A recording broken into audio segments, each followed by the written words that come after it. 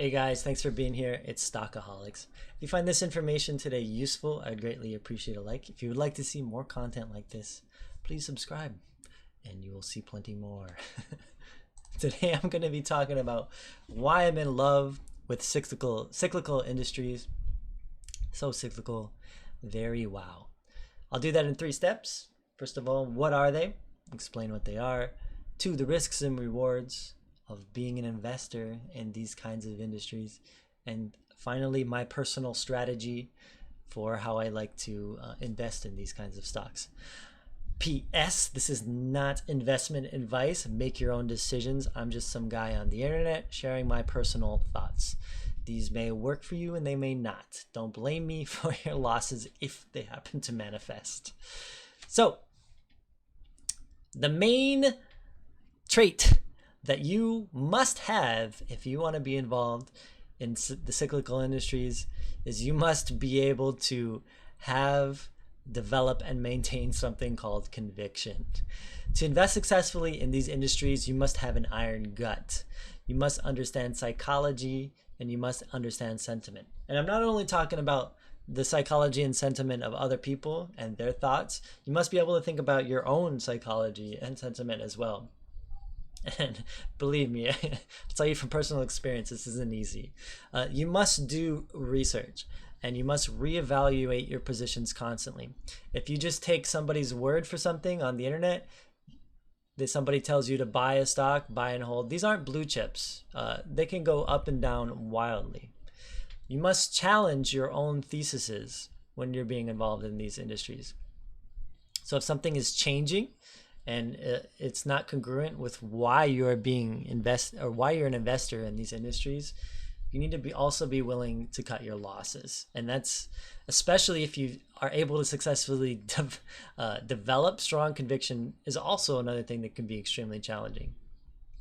So for me personally, I find that something that is beneficial for me is to write down my thoughts in a journal. So I like to write down why I'm involved in a company, what are my plans for buying and selling in that company.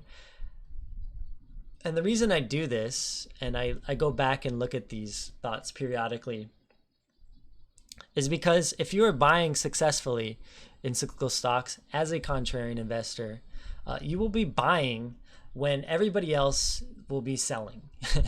You're going to be doing so when sentiment is poor. You're going to be doing so when media is telling you to sell, and you're going to be buying when your mom and dad think you're psychotic for being involved. Your friends will tell you you're nuts, and if all of these 3 things are true, you're probably doing it correctly. But what is a cyclical industry? So cyclical industries, I guess the best way to kind of think about this is these industries is in terms of a business cycle. So in capitalist economies, we go through periods of growth, booms, and we go through periods of decline, busts. Cyclical companies and stocks go through phases of inconsistent growth and decline. There is usually not a high moat to these companies. So there's a famous investor you may have heard of, Warren Buffett, and he likes to invest in companies that have a high moat. What he means by that is that whatever company that he likes to invest in, he likes that company because he knows that competitors entering against this company is difficult because that company has an established moat. Cyclical industries, they don't kind of have that thing. There's not a lot that differentiates most companies in cyclical industries. They tend to offer a similar service. They tend to offer a similar product. So competition grows during good economic times and it declines in bad economic times. So if we look at our expansion phase over here, this would be when you might see increasing competition in a cyclical industry. When we get to a peak, that will be when you see maybe the most competition in a cyclical industry. And then as we head down through this business cycle we head into a recession or depression, much like we are in right now with COVID, you will see some of these companies, the weaker ones, the companies with worse balance sheets, worse management, they tend to go bankrupt. They tend to not survive. As the economy turns around, those companies that remain are usually in very good positions. There's not a lot of competition around, and they can do very well through the recovery and expansion phases in the next cycle. That is when, if you could optimally buy, would be at that trough. But it's not an easy thing to do. So here are some examples of some cyclical industries. Right now, there is the airline industry. During phases of economic growth, you see more people buying plane tickets. They have more discretionary spending monies. They can go buy a plane ticket. They can go travel, and they can go on vacation, right? But as we are seeing in a global pandemic, well, people have less money and they're less willing to go buy plane tickets and travel. What does that mean? Well, the airline industry is going to be in a general decline. And again, there's not a lot that differentiates one airline company from another, right? They all take you from point A to B, right? Maybe some of them have slightly better or worse service. Maybe some of them have better or worse balance sheets.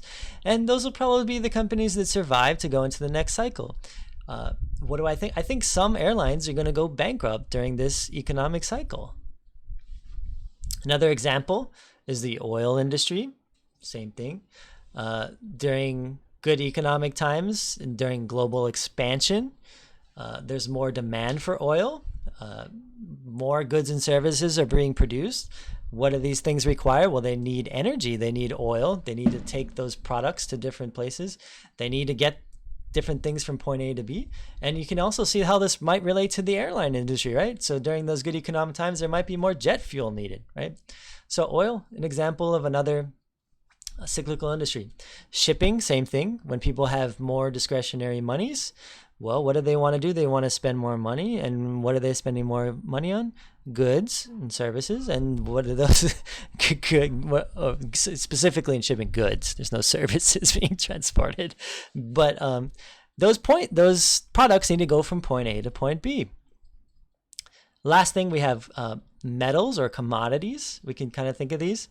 What's happening in an economic growth cycle? Well, people need more copper. They need more steel. They need more whatever metal that we're talking about for construction and for other industrial purposes, right? So during good economic times, these things are in higher demand. During poor economic times, they tend to be in lower demand. So the pros and cons being involved in cyclical industries. Obviously, the first, and you're going to see that in a second when I provide an example, is the possibility of asymmetric returns. So these are multi-baggers if you get your timing right. If you buy when other people do not want to buy and things turn around, you can get 3, 4, 5 times your money on a single investment. Another pro is that there is some predictability, right? So you can see in those 4 examples that I provided, these aren't things that are going away. They're established industries. Airlines are going to continue to exist. They're not going to be replaced by another anything for the foreseeable future. What else was there? Oil is not going to be replaced by anything for the foreseeable future. I made a video on that, on why I believe that. No, that's not a popular idea. Metals, there's not really a substitute for metals. They're going to be around for the foreseeable future. And same thing with shipping. We have a global economy and goods need to go from country to country, yeah? So there's a level of predictability. You're not investing in a highly speculative thing. You know that these things are going to be in demand in the future. It's not like a Tesla or whatever else, your Neo, where there's significant uncertainty. You know that these industries are going to be around. Some of the cons, however, in getting involved in cyclicals, is that if your timing is poor, there's a potential for a massive, massive loss. So if you buy at a peak and you sell at a bottom, you can lose 95% of your investment, right? And last, you need a strong, like I said, you need an iron gut, because there is high volatility in a lot of these industries. In a few months, you can see some of these stocks go down or up as much as 50%. So there is tremendous volatility, and for many, I would consider that to be a con. So here's a couple of examples of what I'm talking about when a couple cyclical companies. So the top one is a company called Methanex, which I should also mention that I own. It is a methanol company, and it highly correlates to phases of world economic growth and decline. Methanol is used in producing tons and tons of goods. A lot of the stuff like plastics, vinyls, paints, stuff like that. And it's also used as a fuel additive. During economic growth cycles, Methanex does great. And during down cycles, it does horribly, right? Right now, why I like Methanex? Because we're in a down period, and that's not going to last forever. And I think Methanex is in a good position to survive this down cycle. This bottom company is a company called Mine Technologies. Now, this company has changed significantly, but I thought it was still cool to show you this graph, because they used to be involved in oil speculation. So they have oil seismic discovery technology, I guess. So they would be during times when oil prices are extremely high. This company's products and services are in extremely high demand to go and explore and find oil. But when oil prices suck, well, so do this company's stock prices, because nobody's out trying to find new oil deposits, right? So a couple of stock graphs. So on both of these companies, if you pick the right timing and you had purchased at bottoms or near bottoms, you can see how you could potentially 2, 3, 4, 5x your money, depending on when you bought or sold. But on the flip side, if you had chosen a very poor time, you bought when everyone else was buying, you could potentially lose massive portions of your investment. So high risk, high reward. This is my personal strategy on getting involved in cyclical stocks, and I call it my 50% strategy. First of all, I do a ton of research on the companies I choose to invest in the industry. And generally speaking, I want to pick the ones with the best balance sheets. So like we said, when we go during those down phases, some companies are going to go bankrupt. I don't want to be holding a stock for a bankrupt company, right? So I want to get a good feel for the company, its management, and I want to see that the company is being run properly. Number 2, I do not know how to time a bottom, and I would argue that nobody does. So I need to stay small in all of my positions. I've seen a lot of people get involved in some of these companies that I'm involved in, and they just go way too big on their positions. Like when we've seen, like if you spend your entire, you put your entire portfolio in, Methanex or Mines technologies at the wrong time, you just get destroyed. So if you're going to invest, you got to stay small in all cyclical positions. Number 3, I constantly reevaluate. Remember, I have a journal, right? I write these down, and if I want to stay I want to divorce myself from his emotion as much as possible. But I constantly reevaluate conditions, and I write down my thoughts to remind myself why I'm invested in the company and industry. So sometimes these conditions change, right? If it changes and my thesis is no longer relevant, well, I still got to sell. I got to get out of there. Should share price drop by 50%, I can triple my share position at optimal efficiency to average down. So if I buy a stock and I'm still bullish on it and my thesis hasn't changed and I still think that it's going to turn around. And remember, these cyclical stocks, they're gonna go up and down. If it drops by 50%, and because I stayed small, I can triple my position very efficiently to average down. I'm going to be spending, I'll show you an example of that in a second. Step number 5. Oh yeah, and I don't use options. I will not, because I'm not trying to time this stuff perfectly. I will not allocate more than 5% of my portfolio to any cyclical position, and I will not average down again should it exceed this amount. So if I've averaged down once, I've averaged down twice, and we still haven't reached the bottom yet. And I've already invested a significant amount of my portfolio. Well, I'm not going to be able to average down anymore.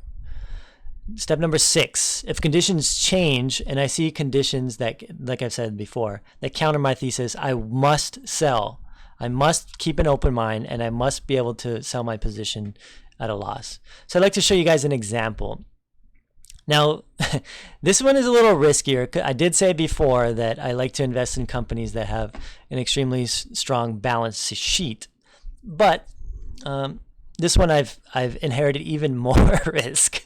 So earlier in the year, I bought 50 shares of this company, Scorpio Tankers, at around $17 a share. A few days ago, I bought 100 shares at $8.62. So it was about 50% of my original price. By the way, oil tankers, highly long durational cyclical industry. In this scenario, I brought my average down to $11.33. So in both cases, when I bought it at $17 a share, and also when I bought it at $8.62, I spent about the same amount of money, but I averaged down highly efficiently. So again, I want to make a point of this because I see people either buying way too much all at once, or just buying and buying and buying and buying, having this a strong thesis and a strong understanding, but what this ends up happening is people just get way too big on their positions. So if you stay really, really, really small in the beginning and you only average down at certain intervals, and what I've discovered is the optimal interval to be 50%, it allows you to remain small in positions while still holding, significant portions in an industry. Now let's talk about my selling strategy for cyclical stocks. So I talked about my buying and averaging down strategies. If and when, and I'm buying them because I believe that they will eventually turn around, right? For every doubling that I see in share price beyond my average, I'll sell half of my shares. So essentially, it's effectively the opposite of my buying strategy. But instead of using my initial points, I'll be using my average points. And I'll show you an example with Scorpio, my plan for that company. Should price ever reach all-time highs, I will also sell 100 of my position and not look back. So stock prices could go up beyond when I decide to sell, whatever. I don't care. I'm going to be taking profits. Number 3, should market forces show signs of reversing, I may also close 100% of my position. So let's say we get halfway up and I see that we are likely heading into another recession or whatever, at least for that specific industry. It's time for me to get out. Again, this comes down to me constantly reevaluating my thoughts on the business cycle, especially in this particular industry. So I'll give you an example of my selling strategy should things turn around for Scorpio Tankers. So in the last example, I let you know that my average was $11.33. Should its share price double from that point to $22.66, well, I'm going to take profits and sell 50% of that position. If it triples, I'll sell another 50% of that remaining position.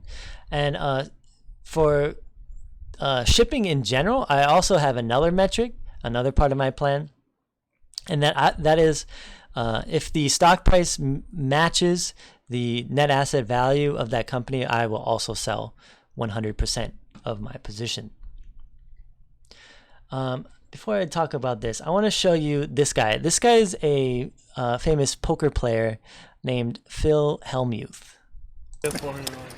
Is this fucking for real?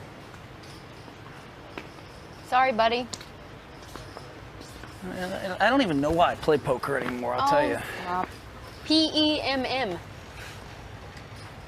I can't take it. I mean, I'm telling you, it's just, this is ridiculous.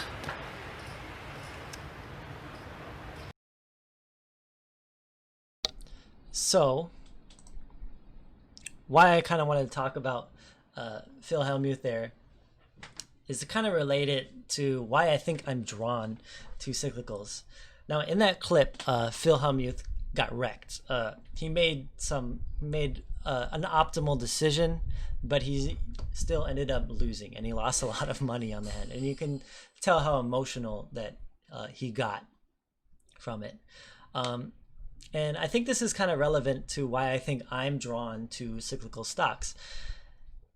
A little bit about me. While I was in university, for about a year, I exclusively paid my rent while playing poker. And what I learned through that experience, I got very familiar with concepts like variance, with volatility, and with the emotional downsides of losing money. So to me, losing money, if I feel like I've made an optimal decision, I would say that it's, I'm not going to say that it's not impactful to me, but I would say that it's less impactful to me than it would be to most people. So when I think about these skills that I've learned by playing this game, and when I think about it in terms of cyclical industries, I feel like these kind of match the skills that I have personally developed. I can handle pain. I can lose money, and as long as I know that it's a good decision, and that I think that it's going to pay off in the long run, and I think that it's a winning strategy, I can handle losing money in the short term. I can handle short-term variance. So I thought this was a cool quote that kind of close off and emphasize that conviction, I suppose, that I was talking about. And this is from a famous boxer named Mike Tyson. Everyone has a plan until they get punched in the mouth. If you want to get involved in cyclicals, you need to be able to handle getting your ass beat and your your teeth kicked in. Thanks for watching. Until next time.